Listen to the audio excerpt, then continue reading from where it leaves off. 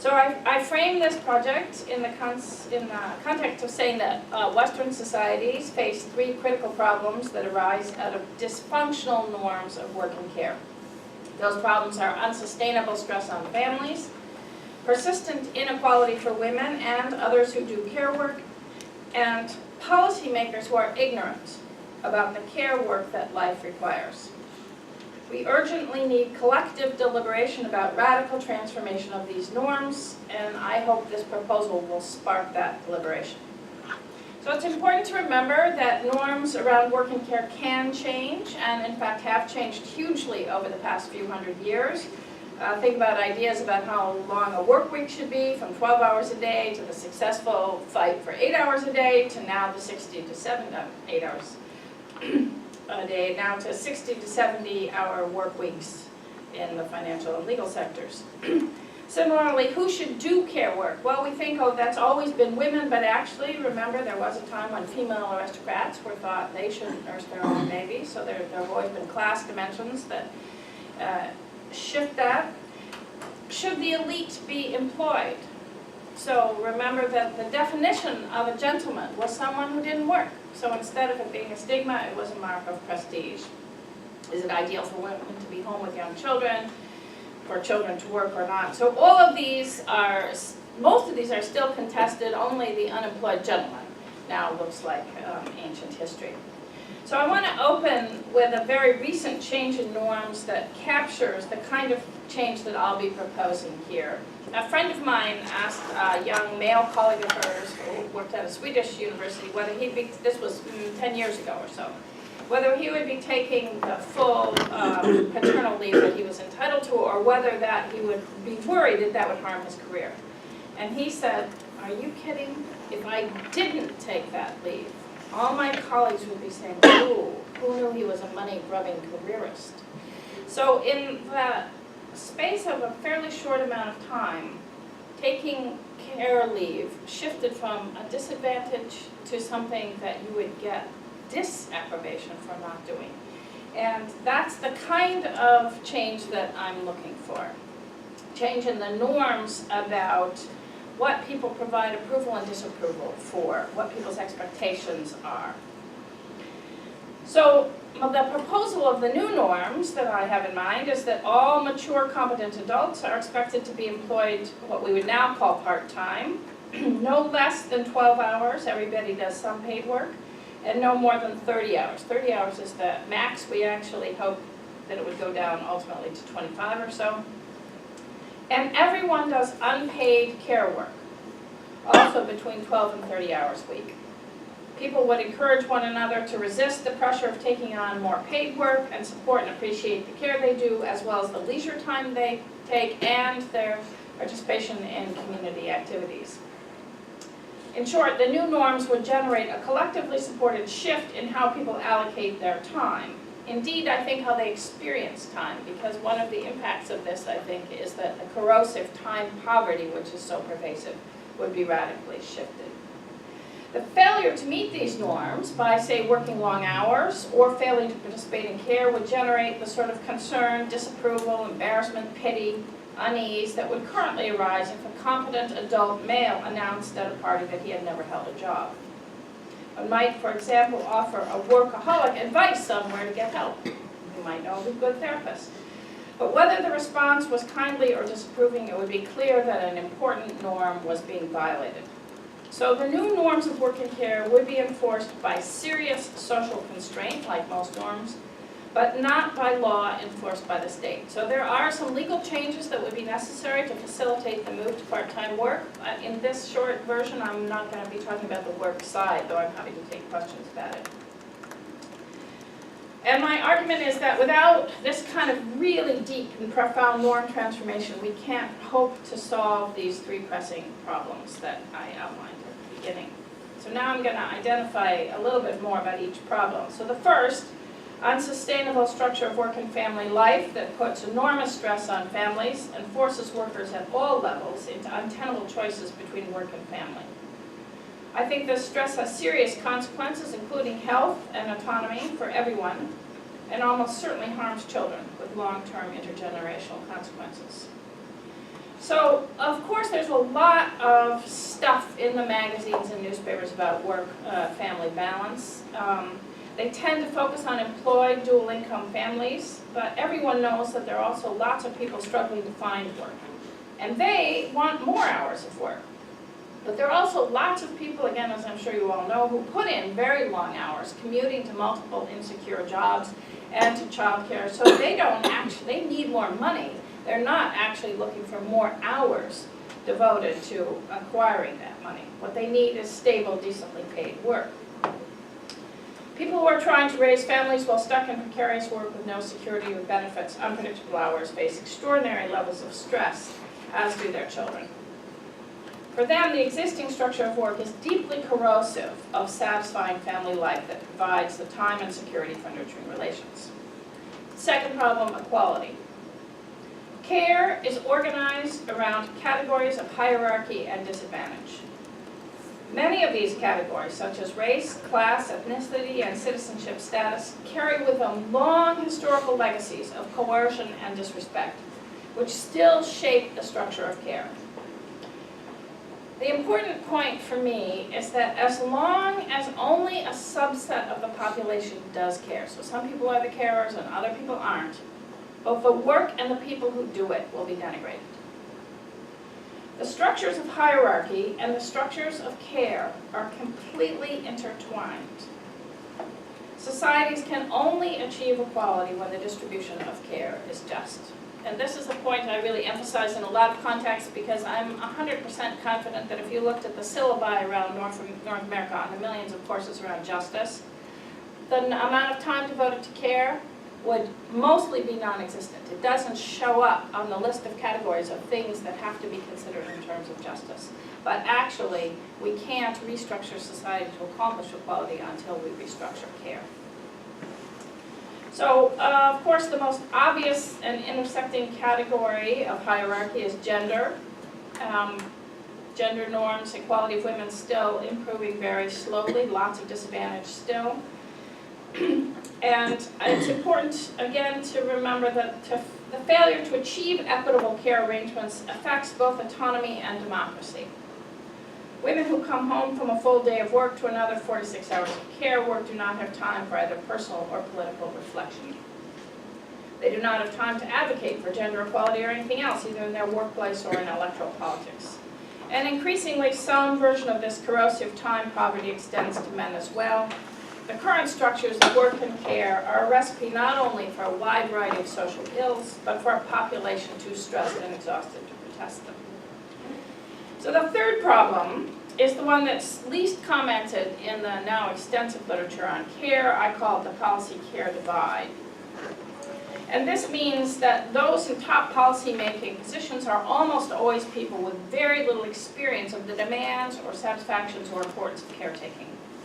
In my view, this means that policymakers are, for the most part, ignorant of a core dimension of human life. This renders them unfit for the job. We should no more consider electing someone without substantial experience in caregiving to public office or appointing them CEO of a corporation than we would someone who had never held a job. Those who do have the requisite knowledge and experience, primarily women, have very limited access to high-level policy-making positions. My claim is that the knowledge of care is essential to good policy making in many, many areas, and the necessary knowledge can only be acquired by hands-on experience. Reading novels or reports or talking to your mother is not a substitute for actually doing the care. To ensure that everyone has the capacity to make and evaluate policy, everyone needs substantial experience in providing care. Many efforts to make the gender division of care compatible with gender equality run afoul of this issue of the care policy divide. For example, wages for housework, or well-paid long-term maternity leave, or part-time work that is overwhelmingly taken up by women, as it happens in the Netherlands, or pensions for homemakers. Those will make things easier in the household. They will make a dent in gender inequality. They will do nothing for the care policy divide because the world will still be divided up into those who care and those who make policy. And so, to repeat, I think that only breaking the link between care and categories of hierarchy can solve any of these three big problems. So now I'll just say a little bit more about care, remembering that the project here is to ensure that everybody does it. So it may sound so far as though the meaning of care is obvious. Of course, I spent a long time trying to go through what I think are complications about it. For my purposes, what I mean by care, and it's defined differently by almost every care theorist, which is fine because they have different projects, but I mean care, that the kind of thing that everybody has to do some of, is directed at particular people, which might include a household or other small group, or those who live on a particular city block, or an organization like a faith community. These are people who have material or emotional needs that they're often not able to meet themselves. But I say often because it isn't just that. People will sometimes exchange care, right? You're equally capable of it, but you exchange care in different ways. And the kind of care I have in mind includes all the usual things: cooking, cleaning, shopping, child care. I don't use the language face-to-face care because I want to include what some people call non-nurturant care, you know, cleaning the toilets.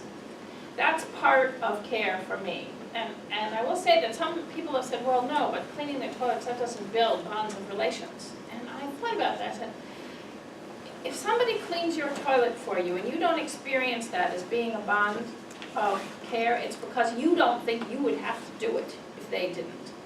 If you recognize that this is an act of caring for you, then all non-nurturant care counts as much as, you know, reading a bedtime story. And I'll say later on again, but I'll point to it since I'm raising this issue now. So my generation of women survived, you know, having children and a profession by paying for non-nurturant care. And in this model, although there will still be some paid care, what I do not want is another reinstatement of the hierarchy. So, you know, people who do important things pay somebody else to do non-nurturant care. As soon as you reinforce that hierarchy, you're back where you started from. So everybody, it cannot be that the new norms allow people who have the money to simply put all their care hours into the nurturing care and hire somebody else to do the non-nurturing. So one way of putting what I mean by care is that it's the kind of thing that when you receive it, you feel valued. So there's always a kind of relationship building. So in the care chapter, I also explained that one's care responsibilities are not limited to family and friends. And of course, this is not about a call that everyone should have children, right? Everyone should participate in care for all the people around you who need care. My idea is that this model of care does not follow the arc of an individual life. You know, it tends when your kids are young or your parents are elderly, and then, you know, no care responsibilities. The care responsibilities are pretty much constant. Sometimes they'll go towards your immediate family when those demands recede. They'll go to your chosen community of care, which I can talk a little bit more about later.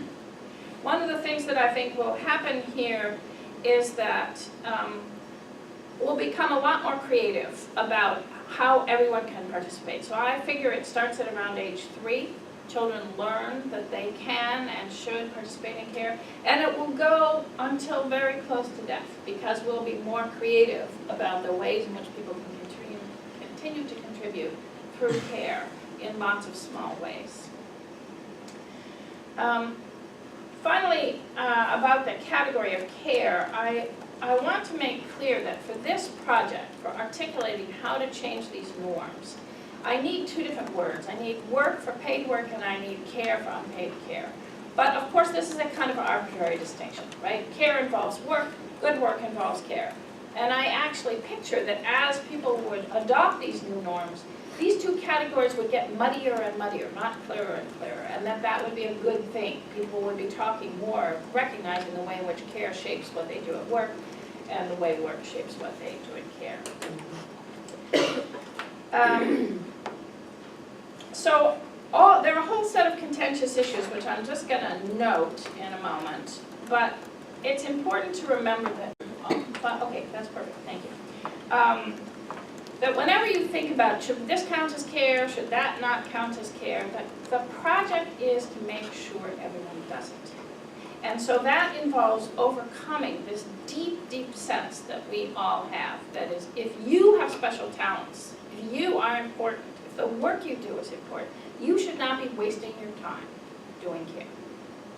So that's what has to be overcome. And almost all of the contentious issues, I think, the reason I push on some of them is because that's where I think there's going to be resistance to people taking that up.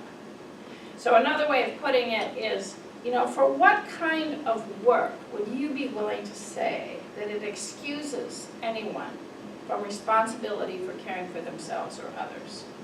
Do you want to say that, well, if somebody is a super talented mathematician or a really effective peace activist, they get to come home and say, I've been doing important things out there in the world, you should make my dinner and clean up afterwards. So I think that it turns out there are very few kinds of work that I think should bring forth that kind of approach. So now I'm going to just note some of the sort of difficult issues and then one or two additional benefits of this, and I'm skipping the whole work side. So first, I want to insist that this is not about privatizing care. This is treating care as a collective responsibility to be shaped by collective norms, norms that everybody participates in. The reason it might look like privatizing care is because this is a radical disruption of the traditional nexus between care and the family, because now it's not just family, it's a wider community, between care and the state. This is not about publicly funded daycare, although there should be publicly funded daycare in addition. It's about voluntary unpaid care, and it will remove a bunch of care from the market because there will be less demand for that. So it shifts the relation between care and the market, care and the state, and care and the family, but it's not privatizing. I already mentioned about the non-nurturant.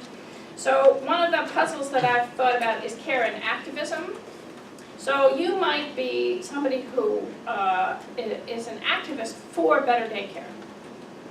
Can that substitute for your direct care responsibility? No. So in my model, activism is very important. It's a good thing. People should do it. It's not care. It doesn't buy you out of your basic responsibilities for care. Self-care is an important part. I now, in a later version, I think it's important to specify separate hours for self-care, because otherwise women will put all their care in the care for others and not give enough care for themselves. Care for the earth counts as care, in my view. That's complicated, we can talk about that. There will still be some paid care, as I said. The real issue is to figure out what kinds of care are best provided with the state as some kind of mediator, what kinds of care are best provided with the market as some kind of mediator, and what kinds of care are best provided through individual relational nexus. So last point is the environment. On this model, people will be working less, earning less, except for the poor who won't be earning less. A living wage is required for this. But consumption will go down, quality will go up, consumption will go down, and I actually think that part of what will drive us towards this looking not just wildly utopian is the need for sustainability, is the recognition that the existing structure of work is about to radically transform itself because of technology. There aren't going to be what we think of as full-time jobs for anyone anymore anyway, so why not restructure it this way? And then the last thing that I want to say is that there's a really interesting set of data coming in from different places, including the White Ribbon Network in Ontario, that when men take care of their infants, they are significantly less likely to participate in violence against women or children.